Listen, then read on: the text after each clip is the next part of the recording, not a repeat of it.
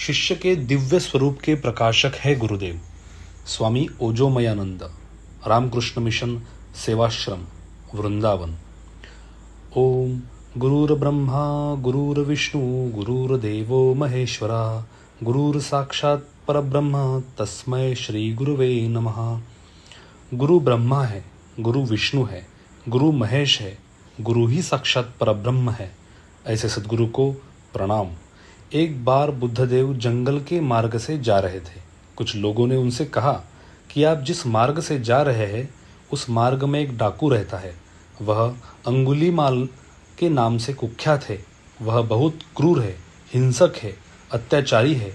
वह लोगों को लूटकर उनकी अंगुलियां काट लेता है, इसलिए कृपया आप उस मार्ग से मत जाइए। किंतु बुद्ध निर्भीक थे। वे जाने लगे। मार्ग में चलते हुए वह हिंसक डाकू नहीं मिला। उसने बुद्ध को भय दिखाने का प्रयास किया। उसने कहा कि मैं अपने गले में अंगुलियों की माला पहना हुआ हूँ। जानते हो यह माला कैसी बनी है? इस मार्ग से जो भी यात्री जाते हैं उन्हें मैं लूटता हूँ और उनकी अंगुलियों को काटकर उसकी माला बनाता हूँ। उसके बहुत डर दिखाने के पश्चात भी बुद्ध शांत रहे। उनकी शांत अवस्था देखकर उसे बड़ा आश्चर्य हुआ। तब बुद्ध ने कहा कि तुम ये सब जो कर रहे हो, क्या उससे तुम्हारे मन में शांति है? वह चुप रहा। तब बुद्ध ने कहा कि मैं तुम्हें परम शांति का मार्ग दिखा सकता हूँ। बुद्ध को देखकर उसके मन में भी इच्छा हुई। फिर उसने बुद्ध की शरण ली। बुद्ध जैसे गुरु के मार्गदर्शन से उसके जीवन में आमूल परिवर्तन हुआ। उसने विरक्त मार्ग ग्रहण किया। वह डाकू से संत बन गया। गुरु का सानिध्य ऐसा ही होता है। स्वामी विरजानंद जी महाराज कहते हैं, त्रिपादग्ध जीव को जो शांति के पथ पर ले जाते हैं वही गुरु है। हम कितनी ही पुस्तकें क्यों न पढ़ ले, पर हमें अपने सामने एक जीवंत व्यक्ति का आदर्शमय जीवन अधिक प्रभावित करता है। गुरु के रूप में हम अपने आदर्श को देखते हैं और उससे प्रेरणा पाते हैं। जब हम किसी मनुष्य में अपने से अधिक आध्यात्मिक प्रकाश देखते हैं तब हम उन्हें गुरु के रूप में स्वीकार कर लेते हैं। गुरु पूर्णिमा। गुरु पूर्णिमा उन सभी आध्यात्मिक गुरुजनों को समर्पित परंपरा है जिसमें गुरुओं की पूजा ईश्वर के रूप में की जाती है। गुरु पूर्णिमा गुरु के प्रति अटूट श्रद्धा, गुरु पूजा और कृतज्ञता का प्रतीक है। यह पर्व हिंदू पंचांग के आषाढ़ मास के पूर्णिमा को गुरु पूर्णिमा के रूप में मनाया जाता है। गुरु पूर्णिमा वेदव्यास के जन्मदिन के रूप में भी मनाया जाता है। महर्षि वेदव्यास ने चारों वेदों का विस्तार किया। महाभारत, 18 महापुराणों सहित उन्होंने ब्रह्म सूत्र की रचना की। उनके सम्मान में गुरु पूर्णिमा को व्यास पूर्णिमा या गुरु पूर्णिमा कहते हैं। गुरु शब्द का अर्थ। गुरु शब्द में गु का अर्थ अंधकार या अज्ञान और रु का अर्थ प्रकाश, अंधकार का निरोधक है। अर्थात अज्ञान को हटाकर ज्ञान की ओर ले जाने वाले को गुरु कहा जाता है। गुरु की कृपा से ईश्वर का साक्षात्कार होता है। ईश्वर की 5 शक्तियाँ होती है: सृष्टि, स्थिति, प्रलय, अनुग्रह और निग्रह, यानी कि माया शक्ति। अनुग्रह शक्ति ही गुरु के रूप में प्रकट होती है। गुरु अपने शिष्य के भीतर असीम संभावनाओं के द्वार खोल देते हैं। इससे व्यक्ति अपनी सीमाओं को पार कर अनंत ब्रह्मांड का अंग बन जाता है। सभी के जीवन में गुरु अवश्य होना चाहिए। जिनके जीवन में गुरु नहीं है उनको श्रद्धा से गुरु खोजना चाहिए। गुरु मिलने पर नतमस्तक होकर अपना अहंकार उनके चरणों में रख देना चाहिए। गुरु के प्रति समर्पित होते ही गुरुत्व, गुरु कृपा, गुरु ऊर्जा, गुरु स्पर्श और गुरुवाणी शिष्य में प्रभावित होने लगते हैं। जब भी गुरु के सामने जाए तो श्रद्धापूर्वक उन्हें दंडवत प्रणाम करें। गुरु कौन है? एक कहानी है। एक सिंहनी थी। वह गर्भवती थी। वह भेड़ों के दल में शिकार करने के लिए नदी के ऊपर से कूद रही थी, पर किसी कारण से वही शावक को जन्म देती है और उसकी मृत्यु हो जाती है। शावक अकेले माँ को पुकारने का, स्पर्श करने का प्रयास करता है, पर उसे कोई उत्तर नहीं मिलता। तब वह रोता हुआ पास में घास चर रहे घोड़ों के दल में जा मिलता है और भेड़ों जैसा आचरण करने लगता है। जैसे वे मिमियाते हैं वैसे ही घास खाते हैं, वैसा ही आचरण वह करने लगता है। इसी प्रकार वह धीरे धीरे बड़ा हो गया। तभी एक दिन एक सिंह ने देखा कि एक सिंह का बच्चा भेड़ों के साथ में भेड़ों की भांति आचरण कर रहा है। वह तीव्र गति से उसकी ओर गया। भेड़ भागने लगे, वह शावक भी भागने लगा। उस सिंह ने उसे पकड़ लिया और कहा कि तुम ये क्या कर रहे हो? तुम भेड़ नहीं हो, तुम सिंह हो। शावक को विश्वास नहीं हुआ। तब सिंह ने कहा, तुम मेरे साथ चलो। उसे वह एक नदी के किनारे ले जाकर कहा कि इस प्रतिबिंब में मेरा रूप देखो और तुम्हारा रूप देखो। हम दोनों एक जैसे हैं। हम सिंह हैं, हम भेड़ नहीं हैं। जब सिंह ने उसे कुछ मांस खिलाया तब उस शावक को ज्ञात हुआ कि वास्तव में वह सिंह है। वास्तव में हम अपने आप को एक जीव मानकर स्वयं को भूल जाते हैं। गुरु ही है जो हमें हमारा वास्तविक स्वरूप बताते हैं। स्वामी जी कहते हैं, जीवात्मा की शक्ति को जागृत करने के लिए किसी दूसरी आत्मा से ही शक्ति का संचार होना चाहिए। जिस व्यक्ति की आत्मा से दूसरी आत्मा में शक्ति का संचार होता है वह गुरु कहलाता है, और जिस आत्मा में यह शक्ति संचारित होती है उसे शिष्य कहते हैं। गुरु का महत्व। गुरु शारीरिक रूप से विभिन्न हो सकते हैं, लेकिन गुरु तत्व तो एक ही है। गुरु और शिष्य का संबंध शरीर से परे आत्मिक होता है। गुरु के पूजन से, गुरु के उपदेश को अपने जीवन में उतारने से तथा गुरु मंत्र का जाप करने से हमारे विकार वैसे ही दूर हो जाते हैं जैसे प्रात होने पर रात्रि दूर हो जाती है। चित्त में पड़े अंधकार को मिटाने वाले गुरु ही होते हैं। गुरु ही है जो हमें जीना सिखाते हैं और मुक्ति का मार्ग दिखाते हैं। कहते हैं, हरि रूठे गुरु ठौर है, गुरु रूठे नाही ठौर। अर्थात हरि के रूठने पर तो गुरु ही शरण मिल जाती है, लेकिन गुरु के रूठने पर कहीं भी शरण नहीं मिलता। गुरु महिमा में कहा गया है, गुरुर्देवो गुरु धर्मो गुरो निष्ठा परम तपः गुरो परंतरम नास्ति त्रिवारम कथयामिते। अर्थात गुरु ही देव है, गुरु ही धर्म है, गुरु में निष्ठा ही परम धर्म है, गुरु से अधिक और कुछ नहीं है। कबीरदास जी ने अपने दोहों में गुरु के महत्व का वर्णन पूरी आत्मीयता से किया है। गुरु गोविंद दो खड़े काके लागू पाए, बलिहारी गुरु आपने गोविंद दियो बताए। अर्थात यदि गुरु और ईश्वर दोनों एक साथ हो तो पहले गुरु के शरण में शीश झुकना चाहिए, क्योंकि गुरु ने ही हमें ईश्वर तक पहुंचाने का मार्ग दिखाया है। मानस में तुलसीदास जी लिखते हैं, गुरु बिना भवनिधि तरहि न कोई, जौ बिरंची शंकर सम होई। भले ही कोई भगवान शंकर या ब्रह्मा जी के सामने ही क्यों न हो, किंतु गुरु के बिना भवसागर नहीं तर सकता। गुरु वाक्य में निष्ठा। एक कथा है एक राजा की पुत्री की। उसका नाम था वैराग्यवती। वैराग्यवती में बचपन से ही परम वैराग्य था। उसे देखकर राजा ने उसके लिए अलग से कक्ष बनवाया था। उसकी व्यवस्था ऐसी की गई थी कि उसे साधना में कोई व्यवधान न हो। वह उसमें रहकर साधना करती थी।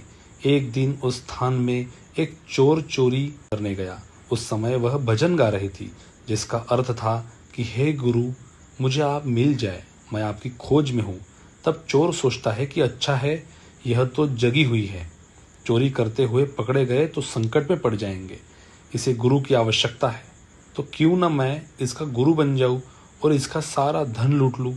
तब वह साधु के वेश में आ गया और कहने लगा, मुझे प्यास लगी है, राजकुमारी पानी लेने जाती है। तो वह चोर साधु राजकुमारी से पूछता है, तुम्हारी दीक्षा हुई है, तुमने गुरु बनाया है? वह कहती है, नहीं। चोर साधु, तब तो मैं तुम्हारे हाथ से पानी नहीं पीऊंगा। वैराग्यवती को बड़ा दुख हुआ कि एक व्यक्ति प्यासा है और मैं उसे पानी भी नहीं पिला पा रही हूँ। तब वह कहती है, अच्छा एक काम कीजिए, आप मुझे दीक्षा दे दीजिए, उसके बाद तो आप पानी पी सकते हैं। तब चोर साधु कहता है कि हम तो वैराग्यवान पुरुष है, ऐसे दीक्षा नहीं देते, हम जंगलों में दीक्षा देते हैं, तुम्हें जंगल चलना पड़ेगा। राजकुमारी राजी हो जाती है। तब चोर साधु कहता है, ठीक है, तुम अपने कीमती वस्त्र और आभूषण पहनकर जंगल में मेरे साथ अकेले चलो। उसके पश्चात राजकुमारी श्रृंगार करके उसके साथ चली जाती है। वहां जाकर वह चोर साधु उसे एक पेड़ से रस्सी बांधकर कहता है कि देखो, मैं ही तुम्हें छुड़ाने के लिए आऊँगा, तभी तुम मुक्त होना। चाहे 2 दिन लगे, चाहे 5 दिन, चाहे कई दिन लगे। राजकुमारी मान जाती है। उसके बाद वह चोर साधु उसके सारे आभूषण निकाल लेता है और चला जाता है। वैराग्यवती बहुत निष्ठा के साथ उसकी प्रतीक्षा करती है कि गुरु आएंगे और उसे मुक्त करेंगे। उसकी निष्ठा से भगवान विष्णु का सिंहासन डोलने लगता है। तब भगवान नारद मुनि से कहते हैं, देखो नारद, जाकर पता करो कि क्यों मेरा सिंहासन डोल रहा है। अवश्य ही कोई भक्त मुझे पुकार रहा है। तब नारद जी धरती पर जाते हैं और वैराग्यवती से मिलते हैं। उसको कहते हैं कि पुत्री, तुम्हें जो बांध कर गया है वह चोर था, मैं तुम्हें मुक्त कर दूंगा। तब वह कहती है, नहीं, मुझे तो मेरे गुरु ही मुक्त करेंगे। तब नारद कहते हैं कि तुम मुझे पहचानती हो।